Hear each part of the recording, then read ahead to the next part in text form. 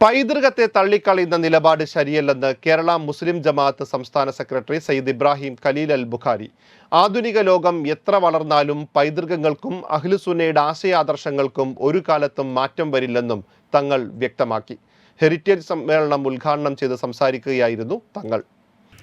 ഇന്ന് ലോകത്ത് ഏറ്റവും കൂടുതൽ യുവാക്കളുള്ള ഒരു രാജ്യമാണ് നമ്മുടെ ഇന്ത്യ.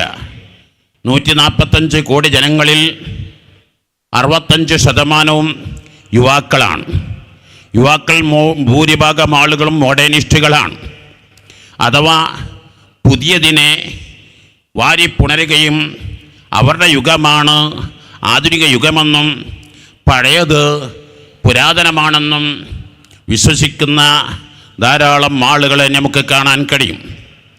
പല പുതിയതിലും പാഠങ്ങൾ പലതുണ്ട്. പക്ഷേ അതാരും എതിർക്കുന്നില്ല. പക്ഷേ പഴയതിനെ പൂർണ്ണമായി തള്ളിക്കളയുന്നത് ശരിയല്ല എന്നാണ് ഞാനും നിങ്ങളും മനസ്സിലാക്കേണ്ടത്.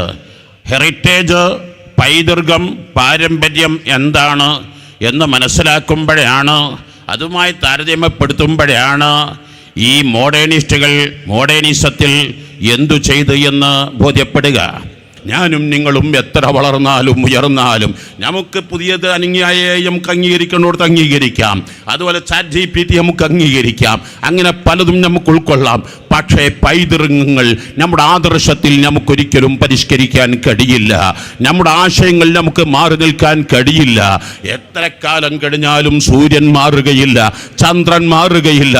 എന്നാൽ അഹ്ലുസുന്നത്ത് വൽ ജമാഅ അതൊരിക്കലും അണുമണി തൂക്കം ഒരു തലക്കുള്ള ഭേദഗതികൾക്കും ആവശ്യമായി വരില്ല. ഈ ഹെറിറ്റേജ് നമ്മൾ പഠിക്കുക എന്നത് അത് നമുക്ക് അനിവാര്യമാണ്. കാന്തപുരം AP അബൂബക്കർ മുസ്ലിയാർ, ഡോക്ടർ റജബ് സെൻദുർക്ക് തുർക്കിയ, ഡോക്ടർ അഫീഫി അൽ അക്കീദി, പൊന്മള അബ്ദുൽ ഖാദിർ മുസ്ലിയാർ, സെയ്ദ് മുഹമ്മദ് തുറാബ സക്കാഫി, M അബൂബക്കർ മാസ്റ്റർ തുടങ്ങിയവർ ഹെറിറ്റേജ് കോൺഫറൻസിൽ സംബന്ധിച്ചു.